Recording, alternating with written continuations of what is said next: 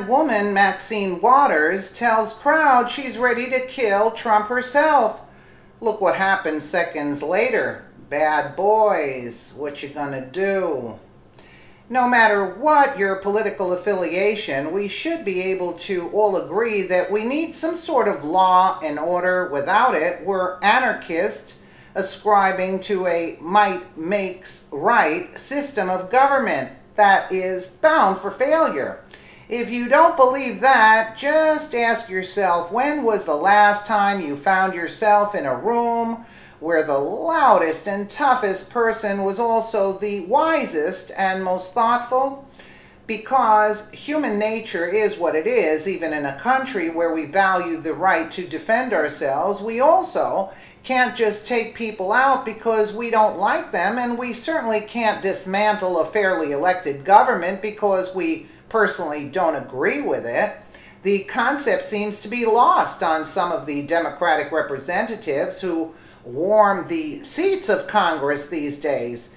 They are circulating the kind of extremist rhetoric that causes unrest among those who already had questionable moral foundations, and it's verging on illegal.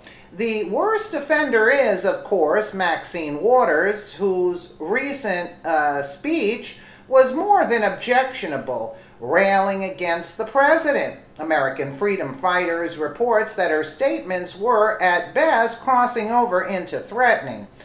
While this might seem like a clear reason to distance yourself from a political figure, apparently the good people of New York think that Waters is right on track considering the thunderous applause.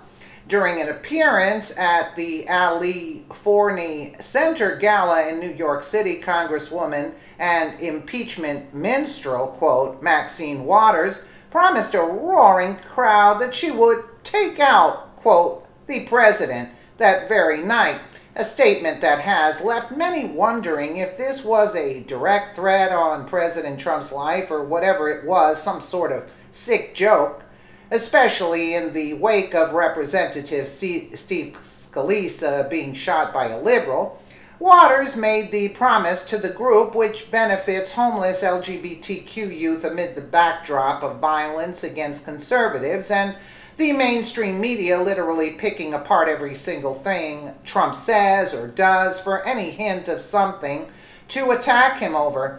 It's safe to assume they won't be doing the same after Waters' disgusting remarks. I'm sitting here listening, watching, absorbing, thinking about Ali, even though I never met him, and with this kind of inspiration, I will go and take out Trump tonight, Waters stunningly said. Maybe she's off her meds. This stunningly direct video was, according to a report in the American Mirror, taken down once and has been replaced just days ago. It's easy to see why, since a high-ranking Democratic congresswoman who supposedly represents millions of Americans' sentiments is talking as if she plans to harm the President of the United States. She's just an idiot, that's all. While it's despicable that Waters actually does represent as many Americans as she would like to think, it's downright despicable that she's able to speak so openly against a sitting president without retribution. Omar Navarro, a Republican who is running against Waters in next year's congressional election, called for her arrest in a post he made to Twitter. There you go, Omar Navarro. I'm calling for the arrest of Maxine Waters. Let's get ready for it. Hashtag Vote Navarro 2018. This woman, she should be put in a psych ward, because she's off her meds. Navarro went on saying Secret Service should call for Maxine Waters' immediate resignation after these comments. We don't need lip service actually like this. Waters, unfortunately, wasn't alone in her violently charged rhetoric either. Democratic Chairman Tom Perez piled on, calling the president dangerous. And who is, it's like the pot calling the kettle black. I mean, really?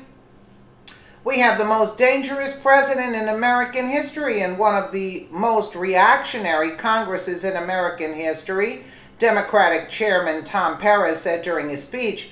Perez also labeled Trump an existential threat with no apparent worry that his words could be taken along with those by Waters and other liberals in the media as ammunition for a crazy leftist to once again attack Congress on even the White House. Perez comments come as he reorganizes the DNC to better serve establishment candidates, pushing out several prominent Bernie Sanders supporters while pretending the shuffle was about diversity when in reality it was a transparent move to make sure he can control who the party supports for president in 2020. Going back to liberals seemingly embracing violent rhetoric against the president, it is important to keep in mind that the mainstream media themselves are also directly complicit in this move towards violence, as they have either contributed to the vicious rhetoric or refused to call out those that have. Absolutely, I agree with that statement. These comments are more than just troubling, they're cause for action by the Secret Service. It's up to law enforcement to show those who outrageously support people like Waters that these crimes against the president aren't something we should be clapping about. Waters seems to take their applause as the green light to turn every speech that she makes into a political impeachment rally.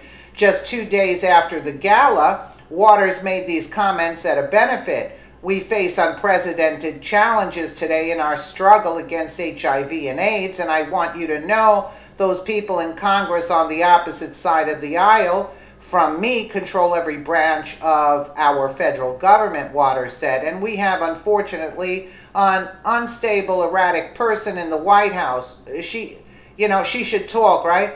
We don't know what this president will do or say or tweet from one day to the next. Don't forget, this is not a political event, but I'm heading towards impeachment. She does know that it's not a political event, but any day she gets to jab the president or rally support for her unprecedented impeachment campaign is a good day for Waters, apparently. It's time that the American people take back their seats in Congress and elect politicians who will uphold the law instead of playing fast and loose with it. And, who knows, some idiot in the audience. I mean, you know what I'm saying? There are deranged people, and she is inciting violence, and I always had said that a couple of months ago. Wow. What a moving evening this is. I am sitting here listening, watching, absorbing, thinking about Ali, even though I never met him. And with this kind of inspiration, I will go and take Trump out tonight.